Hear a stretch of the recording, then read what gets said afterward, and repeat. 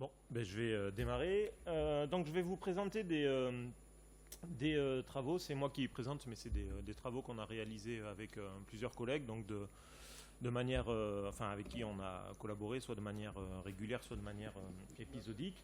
Donc je suis Guillaume Boulet, je suis géographe, membre du laboratoire Espace, et on co-dirige avec Laure Casanova-Hainaut la chaire GIF Géodata Immobilier Foncier.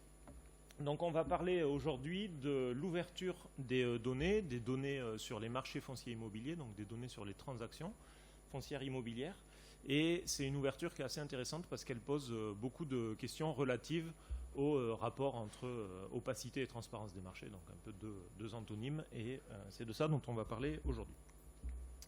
Alors, les marchés immobiliers, du point de vue de l'opacité, ils sont assez intéressants parce que ils sont souvent taxés d'opacité structurelle. Donc ce qu'on appelle opacité sur un marché, c'est le fait qu'on a peu d'informations sur les biens qui sont échangés, donc c'est l'inverse d'un marché transparent. Et on dit souvent que l'immobilier est un marché structurellement opaque, par nature opaque, parce que d'une part, il a des caractéristiques qui sont des caractéristiques assez spécifiques, qui ne lui sont pas complètement propres, hein, mais d'une part, il y a assez peu de biens qui sont régulièrement échangés sur les marchés immobiliers. D'accord, on a une rotation du parc qui est faible, de l'ordre de 2-3%, ça dépend des années, mais 2-3% par an. Donc on a en fait un tout petit échantillon du parc foncier immobilier qui est mis sur les marchés tous les ans, donc on a assez peu d'observations. Et on a surtout des biens, que ce soit des biens fonciers, donc ce que j'appelle foncier, c'est les terrains, hein, ou immobiliers, c'est-à-dire du bâti, quel qu'en soit l'usage, même si ici on va plutôt s'intéresser à l'immobilier résidentiel, donc au bâti qui sert à l'habitation. On a des biens qui sont, ce qu'on appelle souvent en économie, relativement non fongibles, c'est-à-dire qui sont assez peu substituables, assez peu comparables les uns aux autres. Si on prend des yaourts, ils sont très souvent similaires, d'accord, on a exactement les mêmes caractéristiques nutritives, le même poids, etc., etc. Tandis que sur des biens immobiliers, on va avoir de très fortes différences. On va avoir d'un côté une boîte à chaussures qui pourra servir pour un magasin et qui fera 12 000 m². À côté, on aura une chambre de bonne de 9 m², et puis on aura une villa avec vue sur la mer et 60 pièces. Donc on a des biens qui sont extrêmement dissimilaires. Ça pose un problème parce que ça renforce cette première complexité qui est la faiblesse de l'échantillon. Non seulement on n'a pas énormément d'observations, et en plus ces observations elles sont très souvent différentes les unes des autres. Donc ça fait qu'on a souvent taxé les marchés immobiliers d'opacité.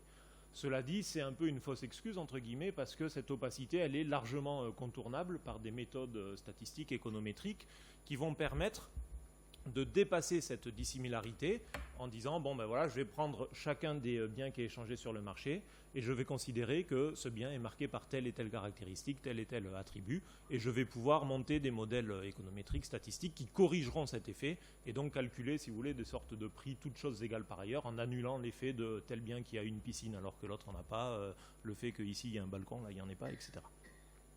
Donc la véritable raison de l'opacité des marchés immobiliers, plus que cette question purement liée aux données et à l'identité des biens qu'on échange sur ce marché, c'est que ça a été très longtemps un angle mort, en tout cas en France, mais dans énormément de pays et dans la très très grande majorité des pays.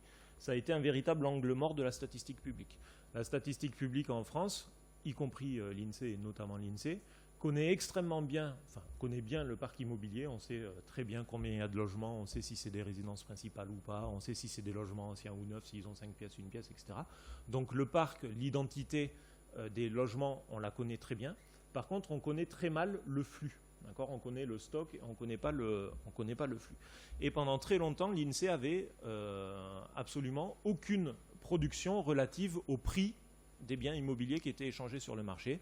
Ça a un tout petit peu changé au début des années 2000. Ils ont monté un partenariat avec les notaires pour sortir quelques indices de prix, mais des indices de prix à des échelles extrêmement agrégées, nationales, qu'on a ensuite un tout petit peu raffinées, Paris, province. Ensuite, au sein de la province, on a un peu distingué certaines grandes agglomérations, mais très peu d'agglomérations. Donc on a très peu d'informations sur ce marché qui avait la réputation, je reprends les termes de Vincent Renard, qui est un économiste spécialiste du foncier et de l'immobilier, qui avait la réputation d'être un véritable Fort Knox de la donnée, c'est-à-dire que c'était absolument impossible d'aller choper des données auprès des domaines ou auprès de la DGFiP. Et ce marché, ce marché immobilier, il est intéressant parce qu'en fait, en 2019, il y a eu un véritable coup de tonnerre qui est passé pour un événement, même si c'est pas un événement, hein, tous les événements ils sont préparés par des contextes, mais ça a eu énormément de retentissement. On a eu une ouverture, tout d'un coup, extrêmement brutale, de l'intégralité des données de transactions foncières immobilières. Donc ces données qu'on appelle les données DVF, pour demande de valeur foncière, qui étaient des données, qui étaient une base qui existait depuis 2010, qui avait été construite par la DGFiP en gros, et qui était à destination, pour le dire très vite, des établissements publics qui étaient en charge de questions d'aménagement et de certaines collectivités territoriales qui avaient compétence en matière d'urbanisme et de logement. Ça a été ouvert systématiquement à tout le monde. Et cette ouverture, elle a été présentée comme une ouverture parfaite de données, comme l'exemple type de ce qu'il faudrait faire avec les données de l'État en termes d'ouverture. Donc on a quelque chose qui est un cas d'étude assez rigolo, qui est presque une sorte d'expérience naturelle. On passe de rien du tout à presque tout, quoi, pour le dire très très vite. Ça n'a pas été le cas qu'en France, hein. Il y a d'autres pays où ça a été ça, mais assez peu. L'autre cas très connu, c'est Israël. En 2011, on a plus ou moins la même chose. On sort d'une situation où on ne connaissait rien sur les marchés immobiliers, et d'un coup, on met l'intégralité des données de transactions foncières immobilières sur les marchés. Donc pourquoi je dis que c'est une sorte d'expérience naturelle, sachant que c'est juste pour faire du teasing, il n'y a absolument aucune... Enfin, pas du teasing, de l'esbrouf, parce qu'il n'y a absolument aucun traitement derrière sur cette expérience naturelle. Mais c'est juste que ça a le mérite de mettre en valeur un paradoxe. Si on regarde la situation avant cette ouverture des données, donc avant ce gros choc d'informations, comme on dit parfois, on se rend compte qu'on a une connaissance du marché qui est une connaissance qui est assez glissante, qui présente beaucoup de limites. Là, c'est un travail qu'on avait fait dans le cadre d'un projet agorantique avec des collègues géographes et Delphine Blanc, qui est statisticienne au LMA à Avignon. On avait regardé les différences d'estimation de prix immobiliers qu'on pouvait trouver pour tout un échantillon de communes sur des sites en ligne, des choses comme Meilleures Agences, Loger, tout ça, et ce qu'on pouvait calculer à partir de DVF, auquel on avait eu droit, nous, de notre côté, même si ce n'était pas encore disponible, puisque c'était des données du milieu des années 2010. Donc quand on regardait ça, on se rendait compte qu'on avait malgré tout, donc je vous passe tout le raffinement, etc. Hein, c'est notre calcul de DVF est en tant que tel critiquable, mais quelle que soit la manière qu'on a de calculer une référence de prix à partir de DVF, on avait de toute façon de fortes différences entre les références de prix qu'on pouvait calculer à partir de cette base exhaustive et ce qu'on trouvait en ligne. Et de toute façon, parmi ceux qu'on trouvait en ligne, on avait systématiquement de fortes divergences d'estimation. D'accord ? Donc on était dans une situation où c'était assez difficile de se faire une idée du prix correct, entre guillemets, ou du prix réel, toujours avec des guillemets, du marché. C'est normal, on est avant l'ouverture des données, on a très peu d'informations. Et ce qui est rigolo, c'est que si on regarde ce qui se passe après, donc là je reprends un petit extrait, alors ils ont fait beaucoup plus, hein, mais un petit extrait d'un rapport qui a été mené par Alexandre Coulondre et Claire Juillard après l'ouverture de DVF. Ils sont allés faire un peu le même travail que nous. Ils l'ont fait à l'échelle d'un bien, même s'ils l'ont fait ensuite à des échelles plus agrégées, hein, donc pas à l'échelle de communes, mais ils ont pris un bien comme ça. Un bien dans un endroit qui est normalement un endroit pour lequel on a des estimations qui sont très fiables, parce que comme je vous disais, les marchés immobiliers, normalement, c'est des endroits c'est des zones qui sont un peu opaques, parce que c'est des zones sur lesquelles on n'a pas beaucoup d'informations, etc. Là, on est allé prendre un bien en plein centre de Montpellier, qui est un marché très dynamique, où il y a beaucoup de ventes, donc on n'est pas du tout dans un endroit où on manquerait d'informations, d'accord ? On n'est pas allé chercher un bien dans une zone très peu dense, etc. Et on est après l'ouverture des données. Et quand on regarde cette estimation, ils ont montré que pour le même bien, donc je ne sais plus exactement ce qu'ils prennent, c'est marqué un 3 pièces de 1920 environ, de 60 mètres carrés au troisième, ils rentrent tout ça dans les estimateurs et ils récupèrent des estimations de prix qui sont des estimations de prix qui témoignent d'une amplitude extrême. Hein. On a des sites qui, alors je vois mal d'ici, mais qui estiment en gros à 2005, si mes yeux ne me trahissent pas, du mètre, jusqu'à d'autres sites qui vont estimer jusqu'à 4500 € du mètre. D'accord ? Donc on a un quasi-doublement des estimations. Et ça, c'est après l'ouverture des données. D'accord ? Donc ça pose une question, qui est une question vraiment bébête, hein, mais comment on peut expliquer ce paradoxe et comment on peut expliquer le fait que perdurent de telles différences d'estimation de prix, on ne nous dit pas 2007 ou 2780, d'accord ? On nous dit 2005 ou 4005. Comment ça se fait que puissent perdurer de telles différences d'estimation des prix ? Donc ça, on va essayer d'investiguer cette question dans 3 parties, forcément, puisqu'on est en Frankreich. Donc la première, c'est c'est vrai. La première, c'est un rapide topo sur l'opacité des marchés immobiliers et la manière dont ça a, en partie ou pas, déterminé l'ouverture de nos fameuses données DVF. Une deuxième partie qui va un peu décortiquer ces données et poser la question de leur construction. Donc on va retrouver quelques points qu'on a vus dans la présentation précédente. Et tout ça, ça aboutira à poser la question de savoir ce qu'on entend par transparence et comment ça se fait qu'on ait ouvert les données dans le domaine du marché immobilier. Je n'ai pas regardé mon heure de démarrage. Donc du coup, à moins le quart ? Ok, merci.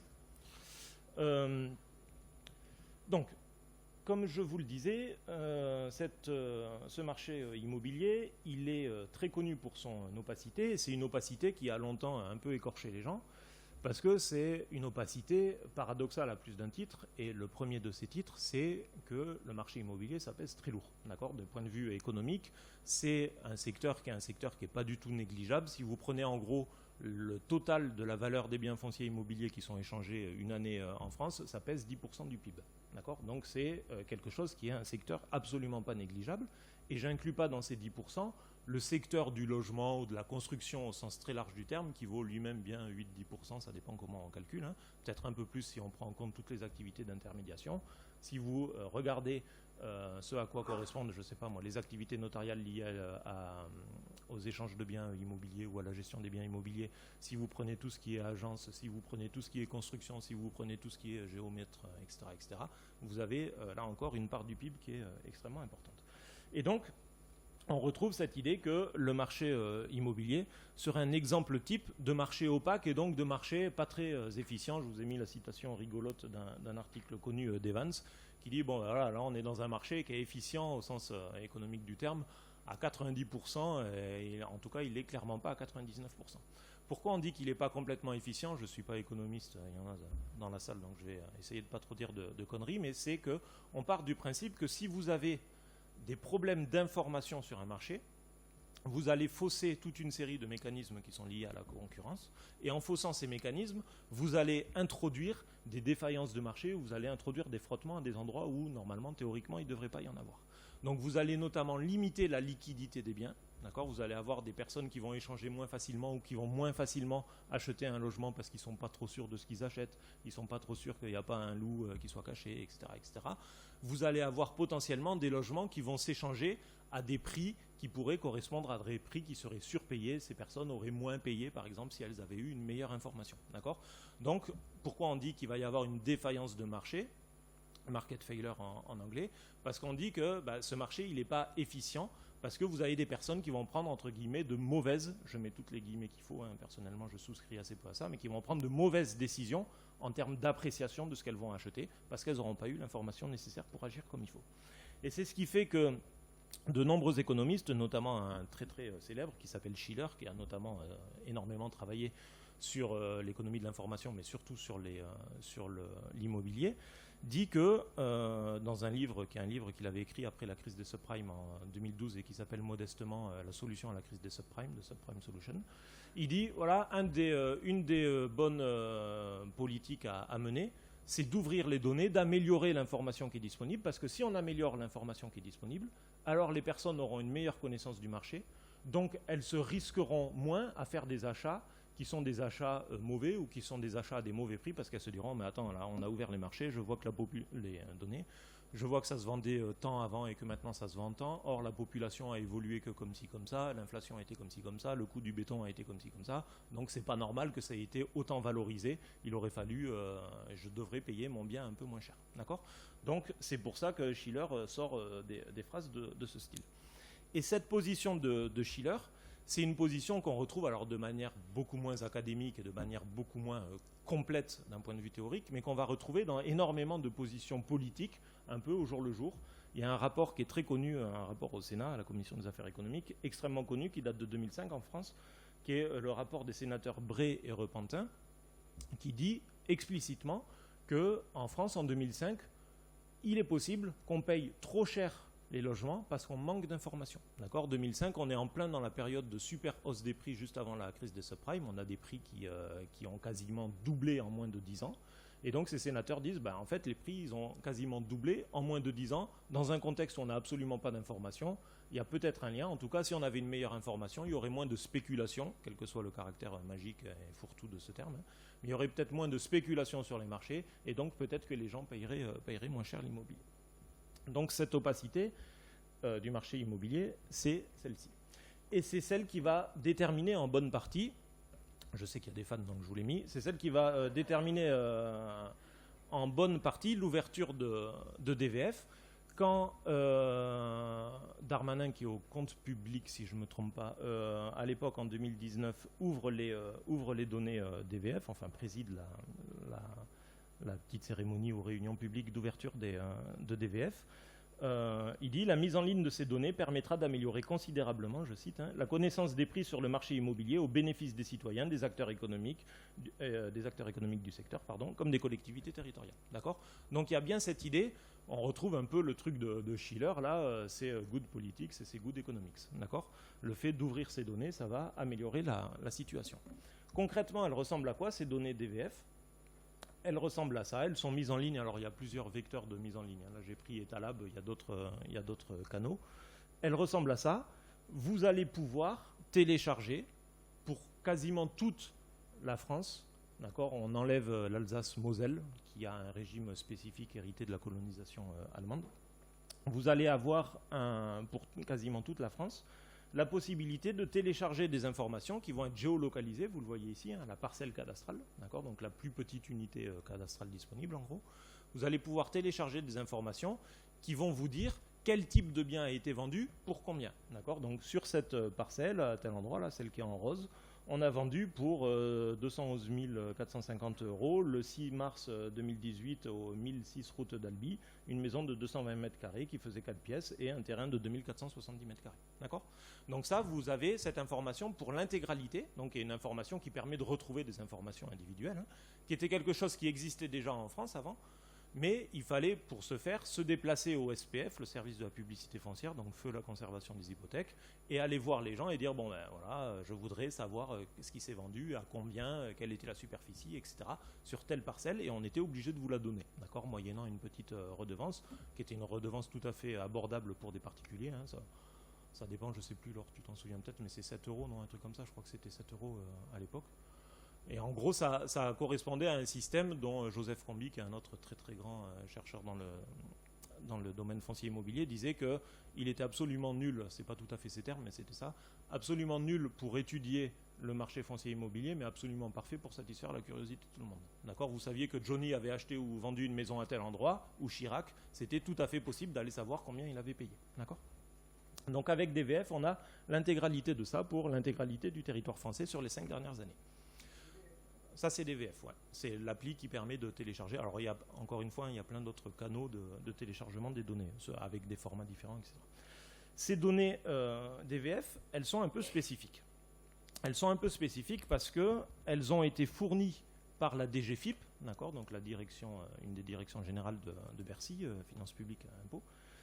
Elles ont été fournies par la DGFiP parce que la DGFiP, elle est en charge du cadastre. Et dans le cadastre, vous avez différentes informations, notamment une information sur la propriété. On sait qui est propriétaire de quel local cadastral, qui est propriétaire de quel terrain. Donc quand vous avez une vente immobilière, le notaire va faire un acte authentique qui va transmettre au service des impôts, pour aller vite, à l'état local, au DDFiP. Il va transmettre cette information qui va ensuite être consignée dans toute une série de registres, et de ces registres, on va extraire des données dont on fera DVF. Et ce qui est intéressant, c'est que du coup, vous avez une structure des données qui est un peu compliquée. Si vous regardez le petit tableau que vous avez en haut, qui est tiré d'un papier qu'on avait fait en 2019, vous voyez que vous avez deux types de ventes. Sur DVF, vous avez celle qui correspond à la toute dernière, là, l'idée B, d'accord, un bien acheté. Vous avez des ventes qui sont assez simples, qui correspondent à un cas tout bébête.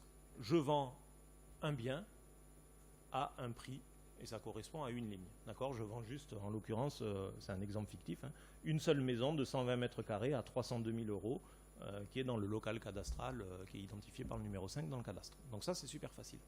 Par contre, très souvent, vous avez des cas qui sont des cas un peu compliqués, parce que ce que nous, on considère intuitivement comme une propriété ou comme un terrain ou comme une maison, du point de vue juridique, du point de vue cadastral, c'est plusieurs choses.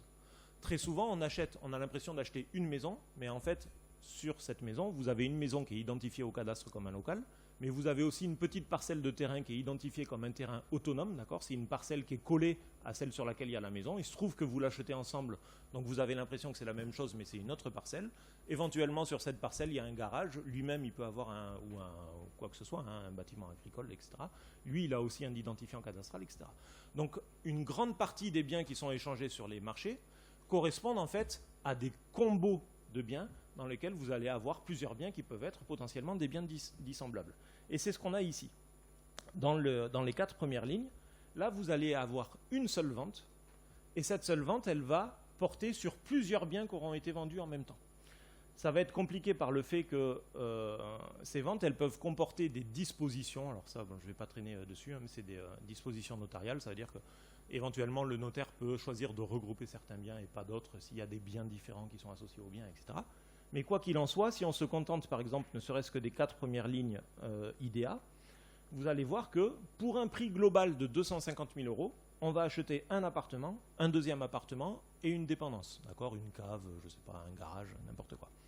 Pour chacun de ces biens, on va avoir une information. Parfois, ça manque. D'accord ? On sait que les 2 apparts font 90 et 112 mètres carrés. La cave ou le garage, on ne sait pas combien il fait. Et ce qui est intéressant, c'est que comme tout ça, ça va être vendu en même temps, eh ben, vous allez acheter le tout 250 000 €.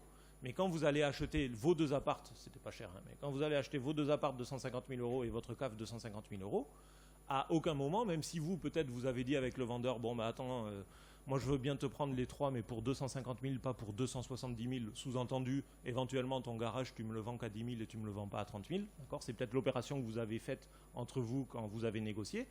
En attendant, quand vous signez devant chez le notaire, nous, les données qu'on récupère, c'est qu'on sait que pour 250 000 € en tout, ben, on a eu ces 3 trucs. Mais on ne sait pas comment ventiler la valeur entre tous ces biens.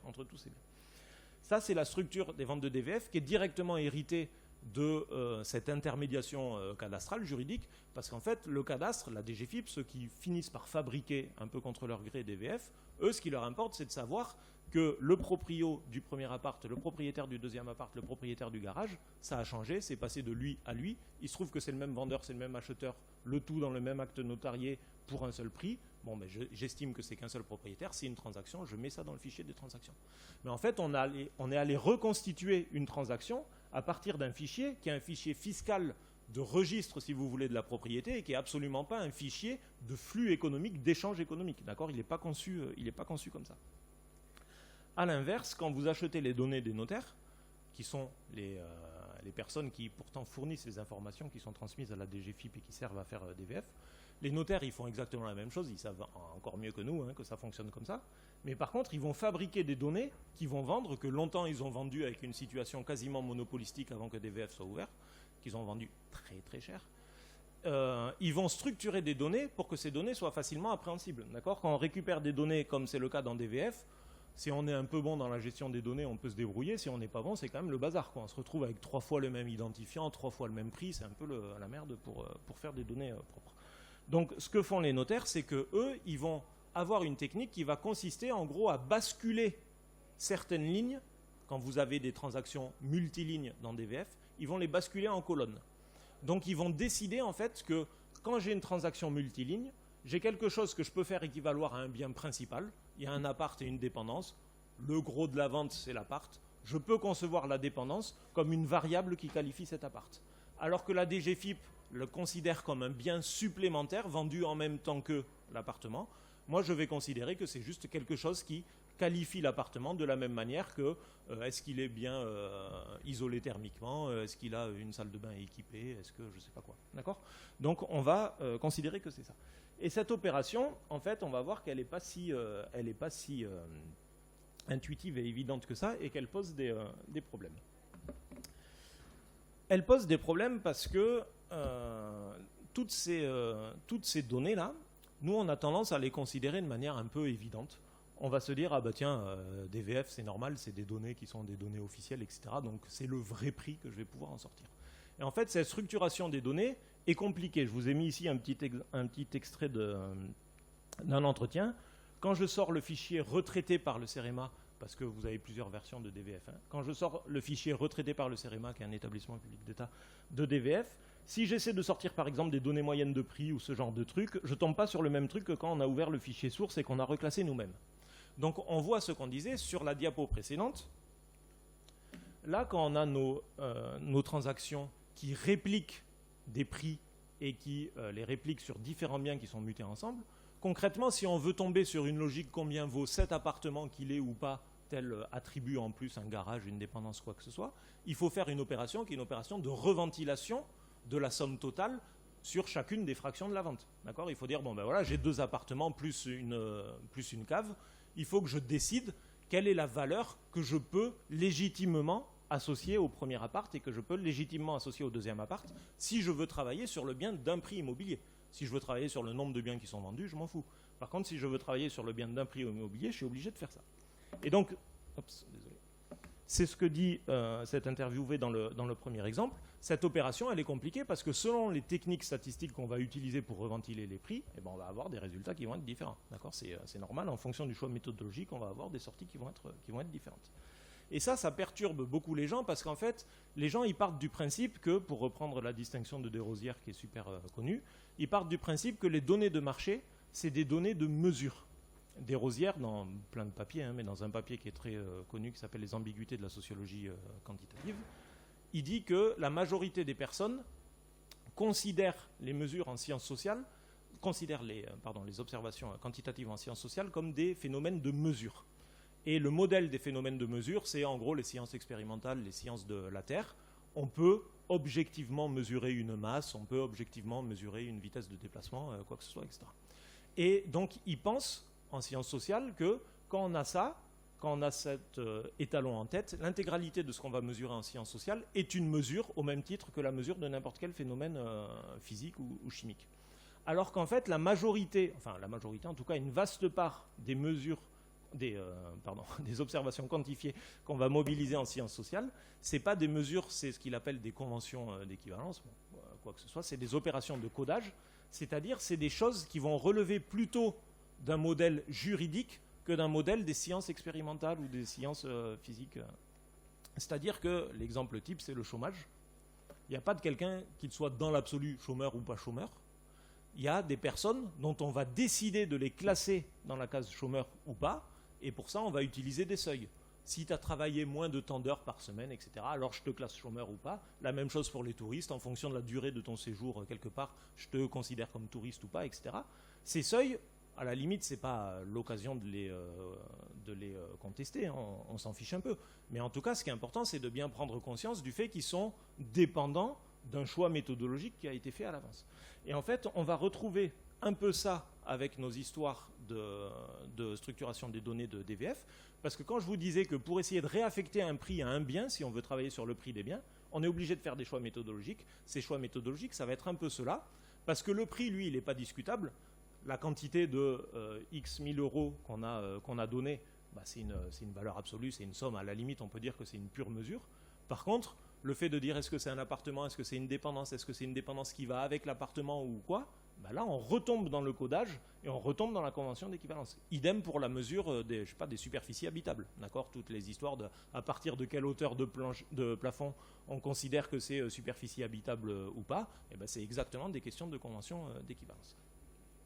Donc ce qui est intéressant, c'est que cette ouverture des données, elle a d'une manière un peu étanché la soif de toutes les personnes qui voulaient des données sur les marchés immobiliers, mais elle a aussi permis de pointer du doigt un phénomène qui est un phénomène méthodologique, un peu épistémo si on veut, c'est pas non plus de l'épistémologie de folie, mais c'est qu'elle a, je me permettrai pas, c'est qu'elle a quand même déplacé l'enjeu de la quantification du marché foncier immobilier, d'un enjeu qui était un pur enjeu de couverture du marché, qui était une sorte d'héritage du traumatisme de la période d'opacité. On se disait, putain, il faut que j'attrape des données à tel et tel endroit, il m'en faut le plus possible, parce que pour l'instant, j'en ai très très peu. Donc on essayait d'en avoir le plus possible, et l'enjeu, c'était en gros le niveau de couverture spatiale, le taux de renseignement du marché. Et ça, en fait, on le déplace de plus en plus, et c'est salutaire, vers un autre enjeu, qui est un enjeu de choix méthodologique et de choix de segmentation du marché. Comment je vais saucissonner mon marché pour faire des blocs autour de mes biens, d'accord, bien plus une dépendance, qui soient des blocs qui fassent sens et qui soient des blocs et qui soient des méthodes réutilisables pour tout le monde, etc. Et ça, c'est important parce que, en fait, nous, on l'identifie comme ça en tant que chercheurs, etc. Mais ces données DVF qui ont été ouvertes, elles sont réutilisées par plein de personnes qui se fichent un peu de cette histoire et qui vont faire face aux problèmes qu'on a là sur la première puce, qui vont se dire, oh là là, à chaque fois que j'utilise ces ventes multilignes, c'est un bordel pas possible. Qu'est-ce que je fais? Je me contente des ventes qui étaient celles-ci, hein, des ventes toutes simples là qui correspondaient à un bien acheté, parce que celle-là, au moins, je suis sûr qu'il n'y a pas d'ambiguïté. Un bien égale un prix, égale un truc, égale une vente, pas de problème. Et en fait, quand on fait ça, le problème, c'est que potentiellement, et sans doute plus que potentiellement, on introduit des biais d'échantillonnage qui vont être des biais d'échantillonnage absolument pas mineurs. D'accord ? Dans les travaux qu'on avait fait précédemment, on avait montré, par exemple, sur l'aire urbaine d'Avignon, donc l'agglomération d'Avignon, au milieu des années 2010, ces multiventes, là, c'était en gros 50% des transactions.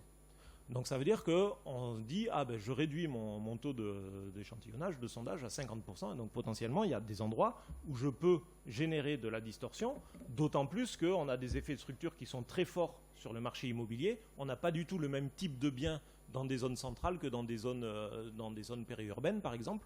Et donc quand on va aller dans des zones périurbaines, sur des maisons avec des petits terrains, avec des jardins, avec éventuellement une ancienne oliveraie ou quoi que ce soit, avec un garage, etc., ben, potentiellement on va multiplier le nombre de transactions qui sont des transactions qui portent sur plusieurs biens, parce qu'on ne va pas acheter dans les faits une seule petite maison, comme c'est assez facile de le faire en ville où on achète souvent qu'un appart. On va acheter une maison avec un terrain, etc. etc. Donc non seulement on introduit des biais d'échantillonnage, mais en plus on introduit des biais spatiaux. Et ça, c'est quelque chose qu'on avait voulu montrer, toujours dans le même article. Alors c'est extrêmement descriptif, hein, mais on avait montré que en fonction des choix méthodologiques qu'on va faire, donc je ne reviens pas dessus, hein, mais DVF1, DVF2, c'est deux manières de segmenter et de ventiler ce prix total d'une transaction sur différents biens. En fonction des choix méthodologiques qu'on faisait, on avait des différences de prix résultantes qui étaient sensibles et qui pouvaient parfois être supérieures même aux différences de prix qu'on pouvait avoir avec d'autres bases de données, en l'occurrence la base de données Perval qui était la base de données des notaires. D'accord ? Donc ça montre bien que derrière, il y a un enjeu qui est un enjeu absolument central. Cet enjeu, il est d'autant plus central qu'on se retrouve dans une situation où, avec ces données DVF qui sont super chiantes à manipuler, pour le dire simplement et clairement, eh ben, de plus en plus d'acteurs vont faire le choix d'externaliser le traitement de ces données. D'accord ? Plutôt que de perdre du temps de travail de je ne sais pas combien d'employés pendant 6 mois à se casser les dents sur des données auxquelles personne ne comprend rien, on va refiler ça à des boîtes dont il ne s'agit pas de dire a priori qu'elles travaillent bien ou pas bien, hein, mais on va refiler ça à des boîtes qui, elles, vont devenir expertes de ça. C'est un exemple type que vous avez ici avec OneSpatial, qui avait mis en place un logiciel qui s'appelait Arcopol, qui permettait de traiter ces données DVF, qui, comme par hasard, a été mis sur le marché juste au moment où on a ouvert les données DVF. Et c'est un processus qui est un processus fréquent.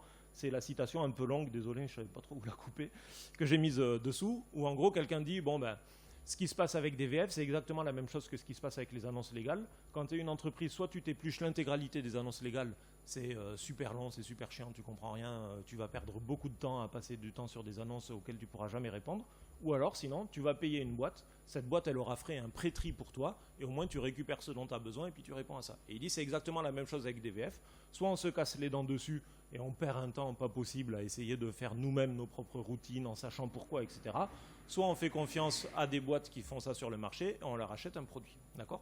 Donc cette externalisation, elle va générer ce qu'on avait appelé dans un papier une forme d'opacité méthodologique, c'est-à-dire qui va faire que quand on quitte l'opacité traditionnelle du marché qu'on avait quand on n'avait pas encore de données, on rentre dans un marché où a priori tout est joli, tout est transparent, tout est beau parce qu'on a plein de données, mais où on va réintroduire de l'opacité méthodologique parce que ces références de prix qui vont être calculées à partir des données qu'on nous a mises à disposition, on n'a absolument pas la main sur la manière dont elles ont été construites.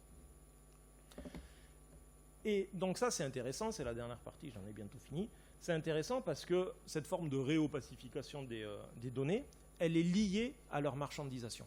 Elle est liée à la marchandisation des données qui pourtant sont ouvertes, parce qu'il y a marchandisation du traitement et du retraitement de la donnée. Et derrière ça, il y a un processus qui est un processus un peu rigolo. Toutes les boîtes qui font de l'estimation de prix immobilier, elles ont des sources variées, hein. Des fois elles ont 2-3 sources un peu originales, mais ça coûte très très cher de recueillir des sources originales. Donc la majorité, elles mettent en place des gros AVM, hein, Automated Valuation Model, qui vont aller pomper de la donnée et qui vont utiliser deux gros types de données. Le premier type de données, c'est de la donnée publique ouverte. Donc maintenant, on a DVF. Et avant, on pouvait aussi prendre des données, soit qu'on allait utiliser comme proxies.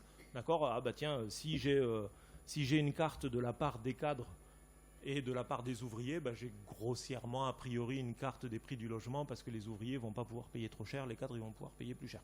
Ou des variables qu'on utilisait comme des variables de contrôle. Ah tiens, je vais essayer de regarder comment fonctionne l'une par rapport à l'autre pour essayer de corriger les choses. Donc ça, c'est le premier gros ingrédient. Et le deuxième gros ingrédient, c'est du cannibalisme. Je vais aller pomper les données de concurrents, je vais aller scraper les annonces, je vais aller scraper, je sais pas moi, des mises en ligne de programmes par des promoteurs immobiliers avec des prix qui sont annoncés, etc. Et je vais prendre tout ça, je remue, et puis je sors un prix, d'accord ? Un prix dont on a vu qu'il pouvait être fort différent. Et ce qui est intéressant, c'est que quand vous regardez ce modèle économique, c'est un modèle économique qui laisse aucune place à la distinction, donc à la concurrence en termes d'input, quoi. Puisqu'en fait, tout le monde mange les mêmes trucs. Donc ce qui va faire la différence, ça va être ce qu'on va faire de ces ingrédients, comment on va les transformer, quelle recette on va appliquer. Et le problème, c'est que cette recette, elle est soumise au secret industriel. On ne va pas aller vous dire « Ah ben tiens, regarde, je fais ça, eux, ils font des estimations pourries, moi j'en fais des bonnes », parce qu'il y a effectivement des gens qui font de très bonnes estimations et des gens qui en font de très mauvaises. Mais évidemment que si vous en faites des bonnes et que vous gagnez un peu un statut benchmark, que c'est vous qu'on écoute, c'est vous qu'on regarde, ce qui est le cas pour certaines de ces boîtes. Il y a des boîtes qui font des indices qui sont des indices extrêmement réputés, extrêmement solides a priori. Ces boîtes, elles vont vous dire « Ah ben ouais, mais si tu me demandes comment je fais, là d'un coup je t'en dis plus ». D'accord ? Nous, à chaque fois qu'on va faire des interviews avec eux, des entretiens, ils nous donnent plein d'informations sur des techniques statistiques, etc. Ils disent « Ah, on utilise ça, c'est rigolo, nanana. » Par contre, après, pour nous dire concrètement ce qu'ils font, avec quoi, quand, comment, où, à quelle échelle, etc., ben là, c'est toujours un peu rideau noir. Donc ça, c'est directement lié au fait que DVF est une donnée tellement compliquée qu'on la marchandise. Comme on la marchandise, on est obligé d'appliquer nos propres recettes qui justifient une forme d'opacité méthodologique, parce que sinon ça veut dire que déjà qu'on a les mêmes ingrédients en entrée, si en plus je te file ma recette, bah, tu pourras vraiment faire la même chose que moi, et je scie la branche concurrentielle sur laquelle j'étais assise. Cette situation, elle questionne ce qu'on appelle, ou ce qu'on a appelé, ou y compris de nos voeux, transparence. Parce qu'a priori, elle va un peu contre l'idée de transparence, puisqu'on réintroduit de l'opacité. Jusqu'ici, on a parlé de la transparence en première partie, la transparence jolie, gentille, où on disait ah ben, ça va permettre à tous les gens de prendre des bonnes décisions, de faire comme il faut, etc., etc. La petite citation de Darmanin. Sauf qu'il y a plein de politistes dans la salle, vous le savez mieux que moi, c'est absolument impossible de considérer qu'il y ait une voie de l'État, que l'État soit une chose ou qu'il y ait une doctrine, etc. Il y a plusieurs doctrines qui sont en partie concurrentielles, qui se superposent, qui se combinent, etc. Il y a des rapports de force qui peuvent être mouvants.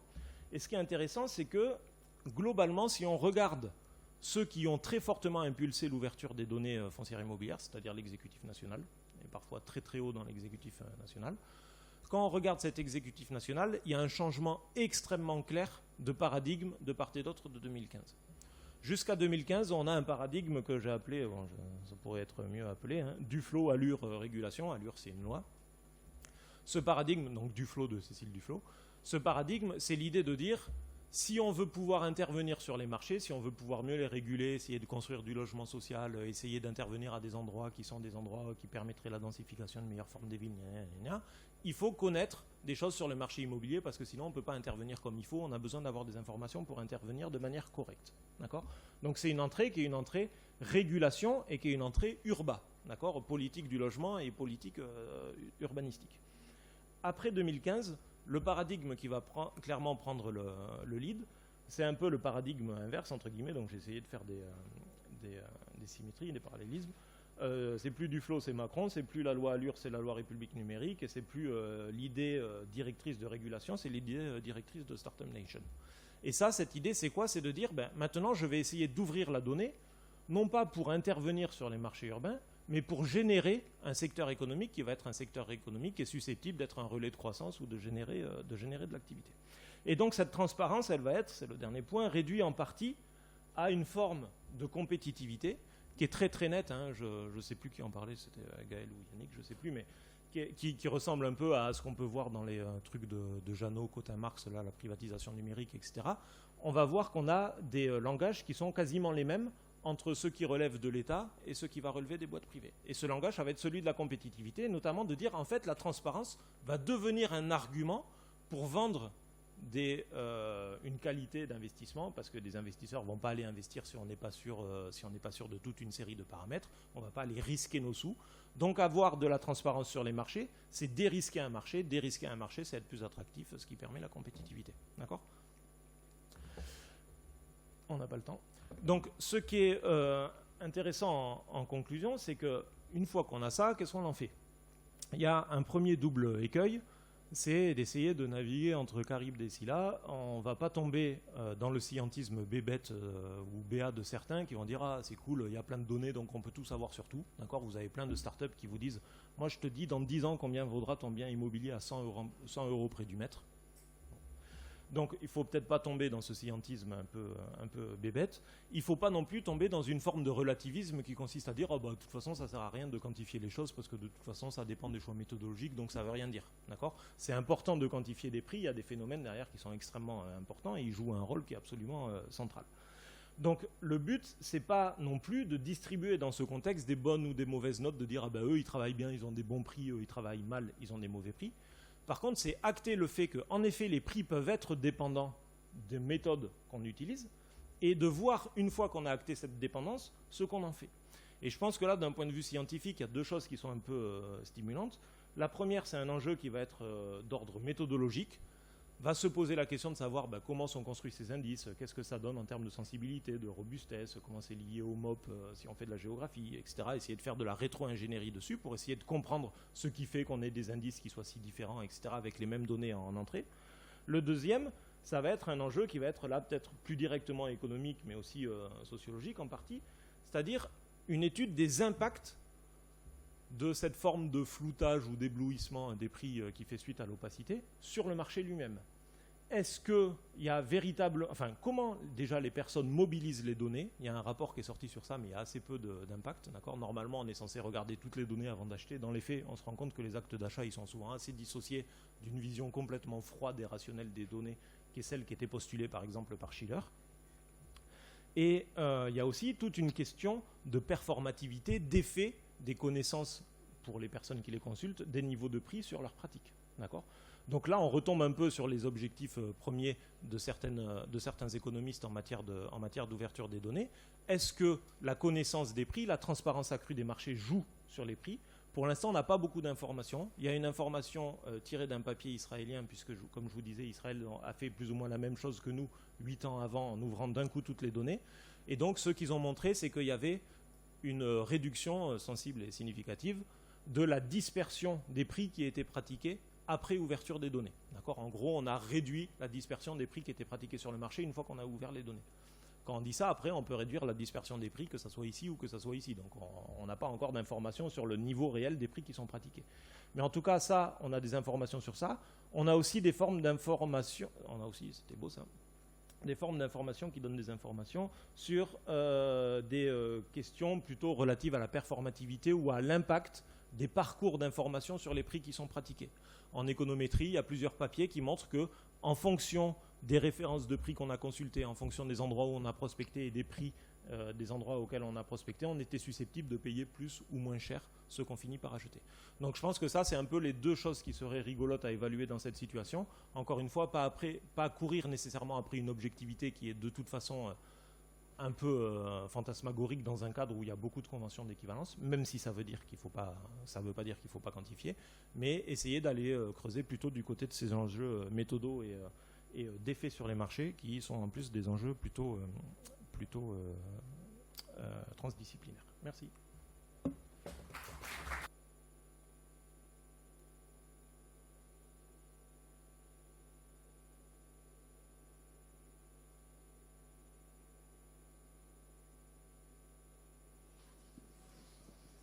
Ah, oui, c'est tout bon. Des questions? Merci Guilhem. Merci Guillaume. Donc moi j'ai une question sans doute naïve. Pendant longtemps, vous... Je te voyais pas, c'est la preuve que j'ai même pas reconnu ton petit accent pourtant si charmant. Je vois pas de quel accent tu parles, j'ai pas d'accent moi. Pendant longtemps vous plaignez de ne pas avoir de données, là vous en avez eu, et alors après il y a un passage dans ta présentation, mais les données en fait c'est pas nous qui les traitons, c'est que des boîtes. Mais vous pourriez vous poser des questions méthodologiques de savoir comment les traiter ces données, comment obtenir des informations valables, enfin vous et vos collègues, quoi. Non, nous on les traite. Mais je veux dire, nous personnellement au labo, dans la chaire, on les traite les données. Donc Mais par contre, énormément d'acteurs économiques qui mobilisent ces données ne les traitent pas eux-mêmes. Voilà. Nous, oui, on les traite. On propose des protocoles de traitement. On propose des manières de segmenter ces données, de faire des choix méthodaux qui valent ce qu'ils valent. Mais par contre, oui, nous on le fait. Ouais.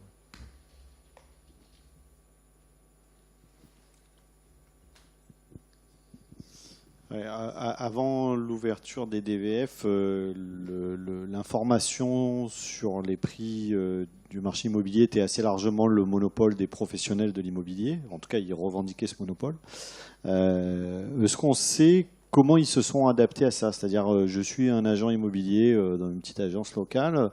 Est-ce que je m'appuie sur ces données-là? Est-ce qu'au contraire, je mets en avant ma connaissance personnelle de terrain, de proximité du marché immobilier? Est-ce que vous avez des éléments sur leur rhétorique finalement d'adaptation à ce qui vient assez frontalement percuter l'un de leurs atouts économiques, quoi?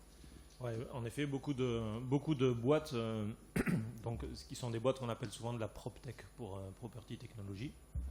Donc beaucoup de boîtes se sont positionnées en disant qu'elles allaient casser ce qu'elles appellent la rente informationnelle, notamment de l'agence immobilière qui a eu son âge d'or dans les années 80 et 90, en disant, bon ben voilà, nous on va tout casser ça.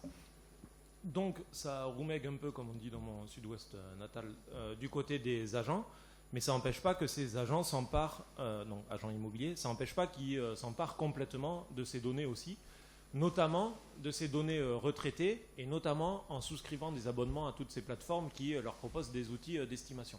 Et donc, ce qu'elles disent, c'est que d'un côté, elles sont obligées de souscrire à ces plateformes, parce que ces plateformes, en fait, elles ont réintermédié le marché. Donc, toute une partie du marché passe par ces plateformes, et si vous n'êtes pas dessus, si vous n'êtes pas référencé sur les plateformes, pour être référencé, il faut être abonné. Si vous n'êtes pas référencé dessus, bah, les gens, quand ils googlent achat bien immobilier à Avignon, bah, c'est pas vous qui sortez, quoi. Donc, elles vont le réutiliser, tout en disant aussi, mais attention, moi à la marge, je peux corriger parce que j'ai une bonne connaissance du marché, etc. Donc on a toujours un peu la valorisation l'appréciation, quoi. Le fait de mettre un prix sur un bien immobilier au début, c'est toujours quelque chose qui est un peu, je crois que c'est pas Calon, c'est un mec avec qui il a bossé, Caliscan peut-être, qui parle de certitude mystérieuse du prix. C'est un peu ça, quoi. C'est-à-dire qu'on dit, ah bah oui, ça c'est le prix, mais après quand on regarde comment c'est fait, et donc là c'est pas sur la France, mais moi j'avais fait des travaux un peu plus quanti en Espagne, et c'était rigolo de voir où il y avait ce type de système qui était développé, mais depuis un peu plus longtemps. Et c'était rigolo de voir, j'avais fait plusieurs entretiens avec il y a un système qu'on appelle de taxation en Espagne, donc littéralement taxation, qui consiste à faire une sorte d'évaluation des biens avant les dossiers d'emprunt pour des questions en gros hypothécaires, quoi, pour le dire vite. La banque veut connaître la vraie valeur du bien avant de s'engager. Et donc ce tassador, personne qui faisait l'estimation, il avait acheté toute une série de trucs comme ça et il rentrait énormément de paramètres, quoi. Alors il disait, tiens regarde, je te montre, alors là est-ce que c'est un trottoir devant la maison qui est ombragé ou pas, et ça allait juste, et c'est pas simplement parce que je suis scotophile que je le dis, ça allait à la couleur des WC, à la couleur du carrelage, est-ce que c'est du carrelage marbre ou pas, est-ce que c'est un WC blanc ou de couleur, etc. Il rentrait tout ça, il appuyait, ça vaut tant, et à la fin il disait, ouais mais moi je sais que dans cette commune ça a baissé, moins 15%. Donc c'est souvent ça qu'on voit, quoi. C'est-à-dire que c'est un mélange un peu du scientisme dont je parlais, quoi. On va utiliser ça parce que bon, de toute façon on a payé l'abonnement 700 € par mois, donc on va l'utiliser. Mais je vais aussi essayer de compléter avec, quoi. Donc c'est une position qui est un peu ambiguë, mais de toute façon économiquement stricto sensu, c'est qu'ils se sont fait réintermédier, quoi. C'était des intermédiaires de marché, ils se sont fait réintermédier eux-mêmes.